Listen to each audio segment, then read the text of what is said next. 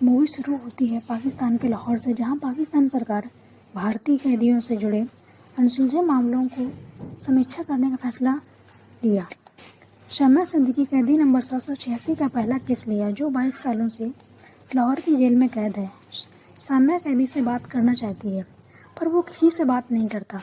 साम्या उसको उसके असली नाम से पुकारती है, वीर प्रताप सिंह। फिर वो बोलता है और कहानी फ्लैशबैक में जाती है। वीर प्रताप एक पायलट था जिसको लोगों की जान बचाना उसके पिता की विरासत में था।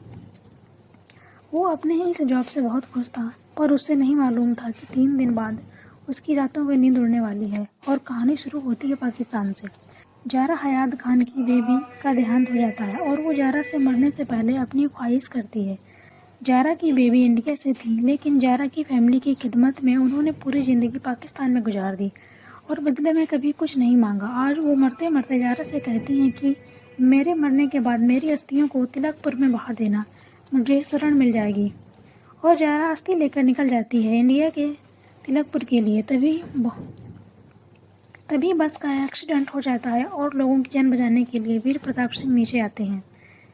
वीर प्रताप सिंह जारा को देखते हैं और जारा उन्हें। वो ऊपर की ओर फ्लाइट में जाने लगते हैं तो जारा का अस्थि रखा हुआ बैग नीचे गिर जाता है। जहाज को नीचे लेने के लिए जारा जोर जोर से चिल्लाने लगती है और वीर प्रताप सिंह गुस्से में उसे बैग देता है और जारा को एक बैग के लिए डांटता है। जब जारा उसे बताती है बैग उसके लिए कितना ज़रूरी है तो वीर को अफसोस होता है और मैंने कुछ ज़्यादा ही डांट दिया। नेक्स्ट सीन में दिखाया जाता है कि जारा की अम्मी परेशान होती है तो शब्बू बताती है कि वो इंडिया गई है। तभी जारा का कॉल आता है। वो बोलती है, अम्मी मैं ठीक हूँ, आप परेशान ना हो।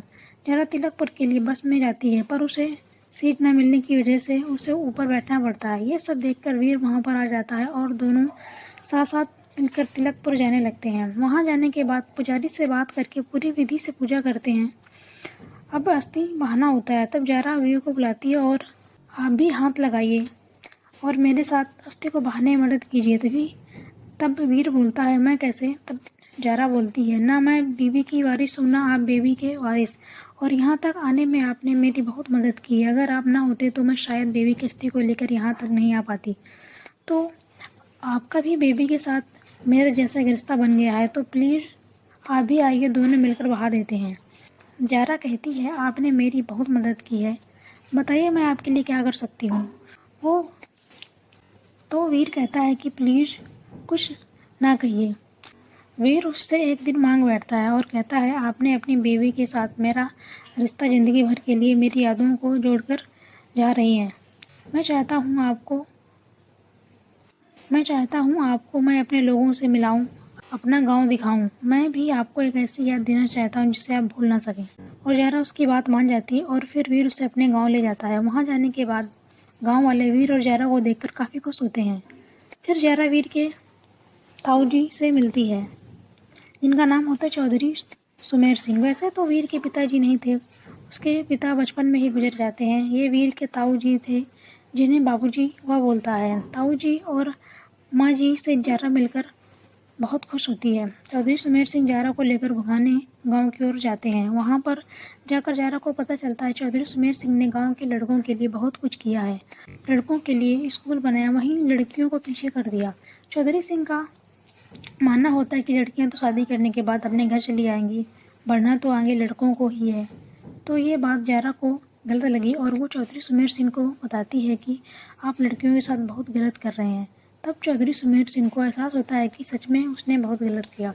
और अगले दिन लोहरी का समय होता है। चौधरी सुमेर सिंह जहाँ पर लड़कों के लिए क्रिकेट पिच बनाने का सोचते हैं, वहाँ पर लड़कियों के लिए स्कूल बनाने का फैसला करते हैं और स्कूल का पहला ईंट जारा को रखने के लिए बोलते हैं। ये सुनकर सारी लड़कियां और खुश हो जाती हैं। अगले दिन जारा को स्टेशन जाना होता है और चौधरी सुमेर सिंह वीर को बुलाते हैं और बोलते हैं, जारा बहुत अच्छी लड़की है, मैं जारा को अपनी बहू बनाना चाहता हूँ, तुम कहो तो मैं जारा से बात कर लेता हूँ। तो वीर मना कर देता है और कहता है, मैं रास्ते में जाते हुए जारा से बात कर लूँगा। और दोनों स्टेशन की ओर निकल जाते हैं। स्टेशन की तरफ जाते हुए जारा के पैर में चोट लगती है और जारा का पायल टूट जाता है और वीर उसका यह पायल अपनी जेब में रख लेता है। जैसे ही स्टेशन पहुंचते हैं तो सामने एक आता शख्स को देखकर जारा रुक जाती है। वो शख्स पास आता है तो जारा बताती है मेरे होने वाले मंगेतर हैं। यह सुनकर वीर को बहुत तकलीफ़ होती है और वीर बोलता है आपने बहुत बड़ी गलती कर दी मुझे ये बात ना बताकर। जारा मैं बहुत ही सीधा साधा आदमी हूँ। जारा मैं सीधी बात करता हूँ और सीधी बात समझता हूँ। बाबूजी की बातों में आकर थोड़ा टेढ़ा सोचने लगा। पूरा रास्ता मैं यही सोचता रहा कि किस तरीके से मैं आपको रोक लूँ, यहाँ से जाने ना दूँ और आपसे कह दूँ कि आप मुझे बहुत अच्छी लगती हैं और अगर मैं भी आपको ठीक ठाक लगता हूँ तो हम दोनों शादी कर लें। इन्हीं पिछले 2 दिनों की तरह ज़िंदगी हंसते खेलते कट जाएगी। ये ऊपर वाला भी अजीब है। पूरा रास्ता मेरा हौसला बढ़ाता रहा और यहाँ पहुँचते ही कहानी बदल डाली। अब मैं आपसे ये कह रहा हूँ, प्लीज़ आप गलत मत समझिए। रजा को उसकी बातों से शक होता है तो वीर के पास आता है और वीर से कहता है आप मेरे ही सामने मेरे होने वाली बीवी से इस तरह की बात कर रहे हैं। मैं इसे इश्क समझूं या गजल। वीर बोलता है आप इसे कुछ ना समझें तो बेहतर है, लेकिन सच तो ये है आप इनके सब कुछ हैं और मैं इनका कुछ भी नहीं। और फिर कहानी वापस आती है लाहौर जेल में, जहाँ साम्या के मिलने का टाइम ख़त्म हो जाता है। साम्या अगले दिन वापस आती है और बोलती है ये कहानी स्टेशन पर ही ख़त्म हो गई। फिर वीर बोलता है अभी तो ये सिर्फ वीर की मोहब्बत थी, जारा की मोहब्बत तो अभी शुरू भी नहीं हुई थी। ये कहानी स्टेशन पर तो ख़त्म हो ही नहीं सी थी। फिर कहानी फ्लैशबैक में जाती है एक तरफ, जहाँ जारा की निकाह का टाइम करीब आता है। तब जारा अपनी अम्मी से ये सवाल कर बैठती है, अम्मी आप अब्बा जी के लिए जान दे सकती हैं? अम्मी बोलती है हाँ क्यों नहीं, वो मेरे शौहर हैं, हाँ बिल्कुल मैं उनके लिए जान दे सकती हूँ। जारा यह सवाल करती है कि अब्बा जी भी आपके लिए जान दे सकते हैं? तो जारा की अम्मी बोलती है कैसी बात कर रही है?